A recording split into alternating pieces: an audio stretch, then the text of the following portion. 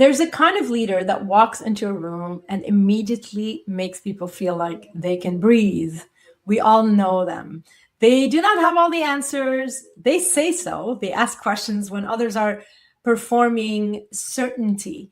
They sit with discomfort when others are papering over it, pretty much. And somehow the team performs better. People stay longer and trust runs much deeper.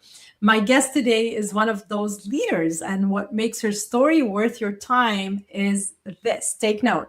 She did not develop that quality in a leadership program. She developed it by being thrown into the fire with no training, no roadmap, and no safety net. And she figured out that the thing she thought was a weakness, accepting imperfection, sitting with uncertainty, asking instead of pretending, was the thing that made her exceptional. This is the Neuro Leadership Edge. Let's get into it.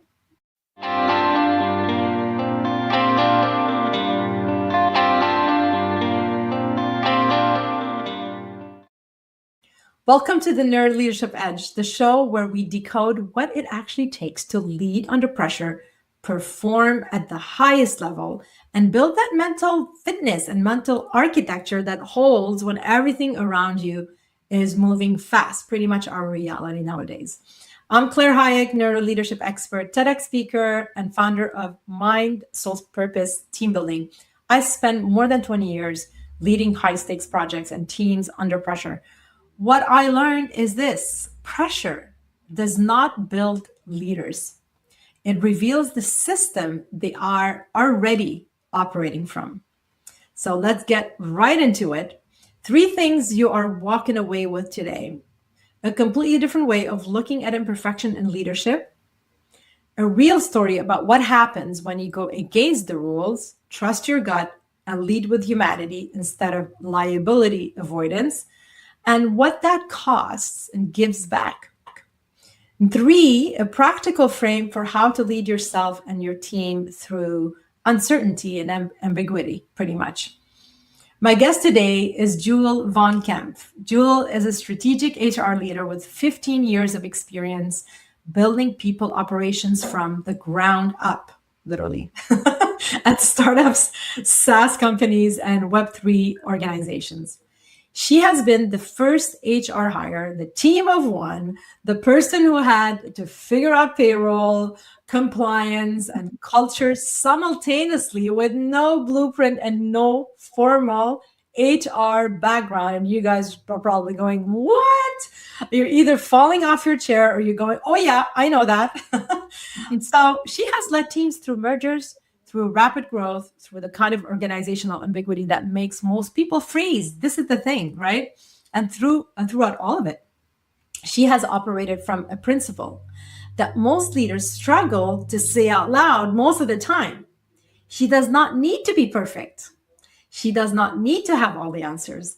And that, it turns out, is exactly what makes people trust her. So Jewel, welcome to the show. Welcome to the Neuro Leadership Edge. Yeah. Thank you. Thank you for having me. I'm great. I'm very excited to talk to you about how imperfect I am. It's gonna be great. The perfection and the imperfection. Let's leave it that way. So listen, you've been obviously have tremendous experience. I want to go back to the beginning because your path into HR is not let's say conventional one, right? So you were working as an executive assistant, come on, right? At a startup. And the CFO walked up to you and basically said, we are letting the HR person go. Can you do HR? And you said, yes, obviously. Take me back to that moment. What was actually going on in your head? And what did those first weeks look like when you realized the scope of what you had just taken on? At my core, I am someone who just wants to help most of the time. And I liked the company I worked for. So when my CFO came up and asked me, I felt 2 things. I felt like, yeah, totally. And also disappointment and sadness for the HR leader that I had been helping out and had had, grown to like, but excited for the opportunity and what it could look like. And those first few weeks they were wild, if I got to be honest. I didn't know anything about HR. I had to step in and do payroll, manage the benefits, discuss employee issues with them. I'm a pretty gritty person and don't have a problem like asking for how to do stuff. So I spent a lot of the time on the phone with ADP, is who our payroll provider was at the time. I think they walked me through the first 3 payrolls and just asking questions. This company also had government contracts, and so there's some reporting, some very big reporting that had to be done. The CFO did hire a consultant, which was great and helpful to have for those big discussions and someone to reach out to. But I think I was only in it for about a month until I had to do my first investigation for like harassment and stuff. And wow, okay.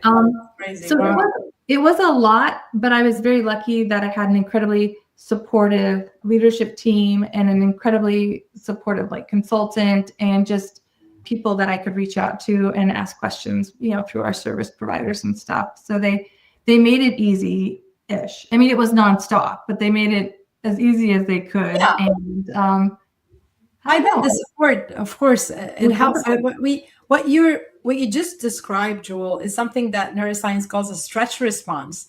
So when we are literally pushed beyond what we know and we stay in it rather than go hide and retreat, the brain has to build new pathways. So it does not have the luxury of falling back on a habit. It has to actually problem solve in real time. And that's what you did. Yeah. And this is what's interesting. The interesting thing is that leaders who perform best under pressure are often the ones who have been in situations like yours, in that early where they had to stay curious, ask the questions and figure things out without, having a safety net per se. So they train the brain to operate in uncertainty without shutting down. And so that kind of becomes a wired in default. So when pressure comes back later, that pattern is already available and it's actually serving you in a way. It's very interesting. And I wanted just to mention that for any of you wondering. So you told me something in our first conversation that I have been thinking about ever since. You had an employee who was swinging and, kind of back and forth between being a high performer and completely falling apart. Now, if I remember correctly, you said your legal team told you to document everything, manage the performance, and stay out of the personal side of it because of liability, which I completely understand, and I'm sure you too. Yeah. And you sat with that advice for about a month, and then you decided to go against it. Punchline right here, right? So you sat down with that employee and just asked her what was going on. Walk me through that decision. What made you do it when everybody and everything around you was saying, do not? I think the turning point for me was when the manager had decided that they wanted to put that employee on a performance improvement plan. And I'm sure you've heard it in social media and people are like, oh, if you go on a performance improvement plan, that's just the company trying to exit you out in like a softer way or like covering their bums, Soften the blow. And if I'm in this case, that was almost the case. And I didn't like that. We had invested in this employee like we had in all of our employees. They were part of the culture of the team. We should invest in not just their development, but also their improvement with the intention of having them stay. But we can't have them stay without knowing what's getting in the way of them working. And I had young kids, and I know that things get in the way that are not professional. Like life gets in the way, illness gets in the way. And I had gone to a seminar where an incredibly experienced coach, kind of like yourself, had given an example of an employee that was not showing up for work and they were about to fire her. And that employee just apologized because she had been going through cancer and hadn't told anyone. And because nobody knew, they thought she just wasn't showing up. And I thought about that and I sat on it and I was like, something's going on with this employee. Mm-hmm. And so, I told our employment attorney what my intention was to meet with her and to figure out what we could do. And so we did. She came into my office and we just had kind of a what's going on outside of work conversation, like what's getting in the way. And she disclosed like a pretty like serious, and I'm going to say chronic, like ongoing, like medical situation. Right. And one that couldn't just be like solved with Right. medication. And I gotta be honest, like at first I was like very intimidated. I'm like, well, like, what do we do now? But I took her through the ADA process. We put any sort of PIP on hold. And I was like, let's see if we can get you to how you can perform. And we went through the ADA process, and it was pretty grueling. It's a little bit easier, I think, to go through like the ADA process for people when they have like a very clear disability that's easy to answer, that you can like fix, or it's like a short-term thing. This was long-term, and a lot of it was like mental. So how do we work around the uncertainty and ambiguity of just this disorder in general, and how you can show up at work? And so we did it. And there was a lot of like trial and error, but a lot of transparent conversations between myself and the employee, and the employee and the manager, and just everyone being on the same page. And a lot of coaching, like as well with leadership, like what can't you say? What can you do? How do you manage this? And at the same time, I was also learning, like learning some of this. And so we were able to develop an actual structure for this employee where they could show up. But I would say most importantly, we were able to develop better communication between her and her manager. Right. And I mean, she excelled after she stayed. She did. She excelled. She was able to continue working. We didn't need to do the performance improvement plan. And look at that. And I think the key there, though, was that her manager and her were able to have open conversations from that point on. So because she was embarrassed before. And I think that is 100% understandable. And what you did is you really created that psychological safety around the situation, which gave her that trust factor to open up and talk about it. Because what we observe often is that people feel threatened. They can feel the vibe, even if you're not saying anything. If you're showing up with your guards on and using the legal words and everything, people are not stupid. They feel it. They feel that I really need to look out for myself. I'm in survival mode right now. I need to survive. So they hold back. They don't say the truth. They don't open up. They don't reveal maybe a vulnerable side of their life. And establishing that psychological safety is very important, because this is how you get down to it and actually can help that person. But of course, it's a two-way as well. Not only you can open it up and you can provide that psychological safety, but if the person is not ready then or doesn't trust you, they just won't. They will pretend. But it's pretty interesting. I mean, this is kind of like the foundation of communication when it comes to these situations. So you said something to me that I want to put in front of every leader listening right now. There's so much to cover, so I want to make sure I ask you all the questions. You said that you are very aware of how imperfect you are, okay? And then you caught yourself like you were about to apologize for it, okay? I want to ask you about that directly. Where did you learn that imperfection was something to hide? And when did you figure out that it was actually a strength? I think just the way I was raised, to be honest, and then showing up at work and watching people excel, it felt like you had to be perfect. And I had a misunderstanding that trying your best and being perfect were the same thing. And they're not.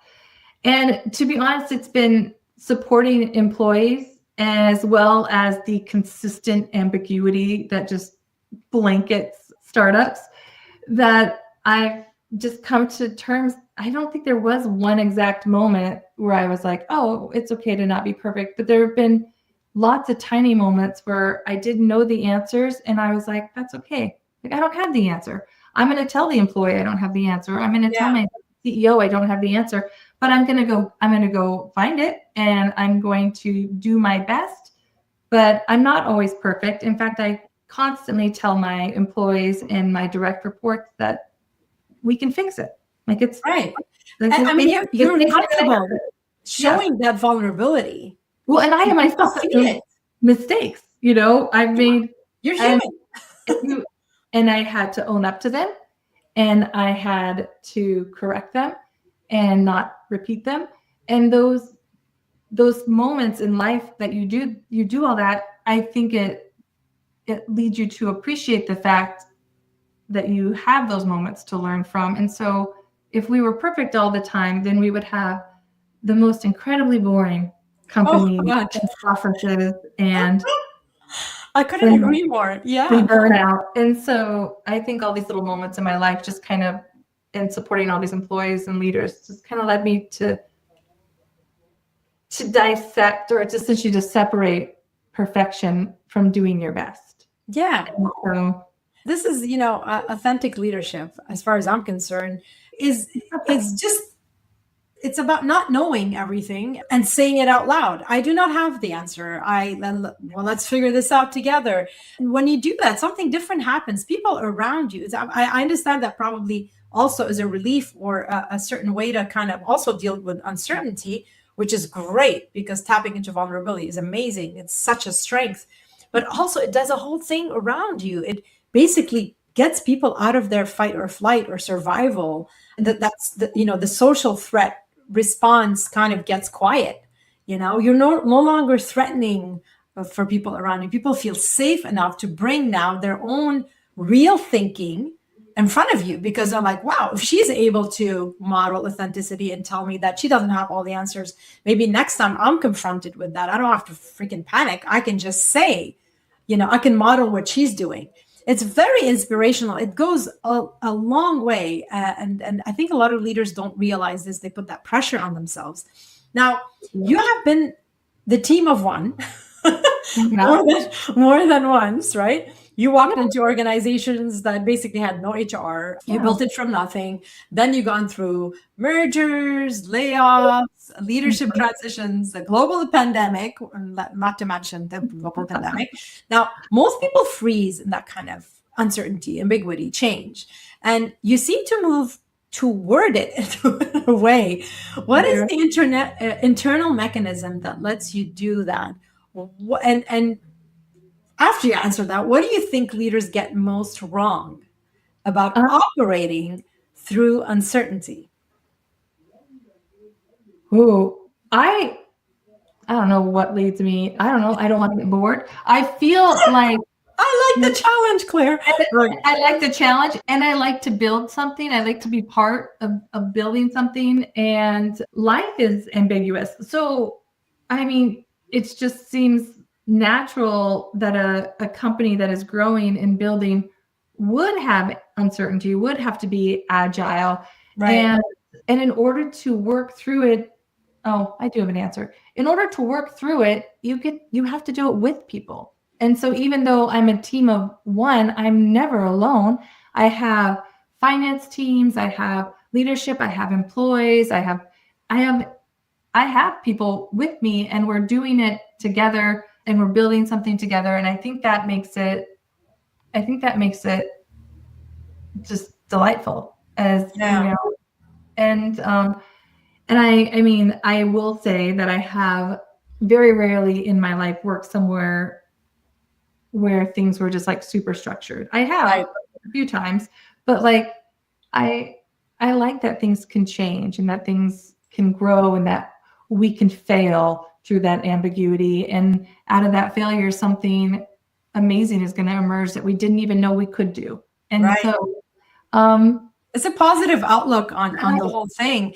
And that's actually called, you got cognitive flexibility. That's what we use, in neuroscience. And basically your brain's ability to shift, adapt, and find new solutions when the old ones basically no longer apply, as opposed to freeze, panic, hide, shut down. No, you thrive, and you've obviously developed that ability.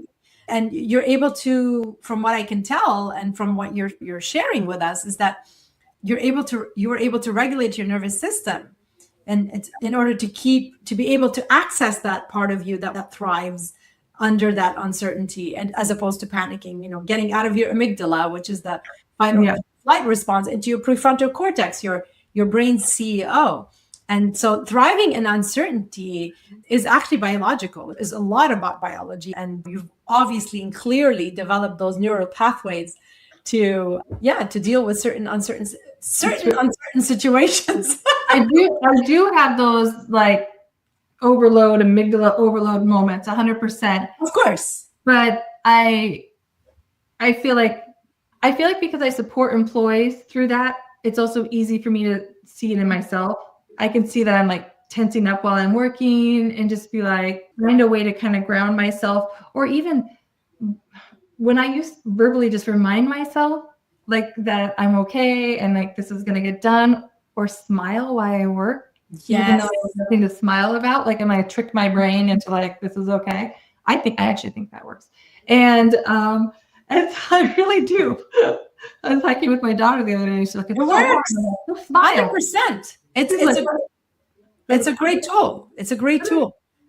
But I do think where leaders can get it wrong is where they build this hero archetype around the ambiguity and just working nonstop to get everything done. It's especially for founders and leaders, because a founder like CEO and even like an early stage CEO, like they're typically in all the way, right? It's their life. They're going to breathe it. They're going to sleep it. And in most cases that makes sense, especially if they're a founder. It's their child. Like this company is their. I think it's sometimes hard for them and also some of the leaders that are surrounding them to remember that the people working for the company are humans and not, this isn't their child. Like they're not going to bleed for the company, and they shouldn't. They should do their best and they should work as they can through the ambiguity. But also they are people that when they close their computers at the end of the day, they're, going to go volunteer somewhere, or they're going to have a family, or maybe they go to the gym, maybe they do parkour. I don't know, but they have a life outside of work. And sometimes, even myself, sometimes it's hard to remember that when we're in the throe of work. Yeah, absolutely. I can totally understand that. And I'm glad that we're bringing this up. Maybe some of our listeners probably struggling with that, whether they're on one end or the other end. And it's something that we need to talk about, definitely, just to bring awareness to it and just kind of like, okay, remember, don't take that for granted. Now, I want to go somewhere personal for a moment, if you are open to it. Is that okay? Okay. Well, you went through your own significant, pretty much disruption recently, a job loss. Mm-hmm. So a transition you did not choose on your timeline, right? I think it happened earlier than you thought it would. You have spent your career helping others navigate that exact experience, and then you had to do it yourself. What did that teach you about everything you have built as a leader, as a person, that you could not have learned any other way? Well, I was very fortunate that the conversation I got to have with my CEO at the time was just a personal like touch, and as compassionate and kind as it can be when you're having these conversations. And but putting myself in the shoes of some of my employees, and when I have had to terminate people, I'm a very friendly, we converse, I'm very friendly, I'll talk, but I do read from a script when I do it, primarily because if I don't, I personally might cry and get emotional. But I always follow up with an email and open the door for them to use me as a resource if they need, as they look for their next role. And I hope that they do. But I will say it does feel very difficult from like experiencing it to just be separate from the people that you spent 8+ hours with a day for years. Like that is, it's almost like a breakup. Like you've broken up with, with your best friend or your friends. And there is a mourning period. Like I felt sad, not at the loss of the job as much. I love my job. I love the work I do, but more that I won't get to interact with those people on a daily basis. And, but it also led me to kind of reach back out to people that I had in the past like let go and had like worked with me and stuff, just to say hi and to check in and see how they're doing. And so that was a lovely development out of it. And then I decided to take a break from There you work. go. And isn't that lovely? I haven't ever done. And so I just took specifically a few weeks spending time with my family, doing delightful projects around my house, taking my dog for a couple of walks a day, like cleaning up your closet. No. I mean, I know I'm like listing tasks, but like that is how my mind just works. Like I'm not a sit still kind of person, but it's been on my own timeline and what I've wanted to do, and it's been really just wonderful to almost kind of reconnect with myself as if I was like my own employer. Like, how am I doing? What do I want out of my life? Right. It's just, this is amazing. This is great. You obviously have the right attitude going into this, and you're pretty much, I'm sure that, you probably will go, okay, I really wanted a longer break, but here's all the offers raining on me right now. I have no doubt about it, but hey, we're running out of time. I want to get to the rapid fire. Sure. So quick answers, quick questions. I have a couple of them. Something you wish someone had told you in your first week of HR. Whoa, I wish someone would have told me that you could trust your gut over just like the HR like list of ways in which you should act, that you should trust your gut a little bit more. Lovely. The leadership quality most underrated in startup environments. Empathy, I think. Okay. Like understanding your employees and where they're coming from on a personal note. Yeah. Okay. One thing you would tell yourself during the hardest moment of the past year. I would tell myself the glass is refillable. And that comes from my great grandma. She used to say, if someone said the glass is half empty or if it's half full, she would always say, it doesn't matter, it's refillable. Sometimes you need an empty glass. I think I'm going to start using that one. I love that. Thanks for sharing this. If this conversation brought something up for you, if you recognize your team, your culture, or yourself and what Jewel shared today, I definitely have something for you. The Pressure and Performance Scorecard. It's a free diagnostic that shows you exactly where pressure is costing your organization right now. Decision speed, team communication, cohesion, execution quality. Takes about 5 minutes. It gives you specific results. And you can see it here on screen. You can pretty much scan the code and follow through. And if this hit closer to home, and if you are in a season of transition, uncertainty, or change right now, and you want something practical to hold on to, again, you're going to see the code here. Grab the pressure reset scripts right on the screen, or you can go on my website, clairehayek.com. If you are listening on audio, do check the description. We will leave the links there. So hopefully this will serve you. This is a free download. They're all free tools for you. Jewel, what you modeled today is exactly what this show is built for. The willingness to say out loud that you do not have all the answers. The courage to go against the safe advice and lead with humanity instead. And you have so much grace, and that you just kept on showing up with curiosity when everything around you was uncertain. I did want to highlight that. So thank you for bringing it all to us here and sharing your story with us. Any last words to our listeners? Just to remind them that you don't have to be perfect. Embrace your imperfection, keep learning, and keep failing. Love that. And anybody listening here, make sure to subscribe to the Neuro Leadership Edge. Every subscriber helps the show grow, reach further, and bring you that caliber of guests and conversations that actually move the needle, because we're all about impact. And as always, lead boldly, stay human, and turn every challenge into a gift. Thanks, Jewel, and see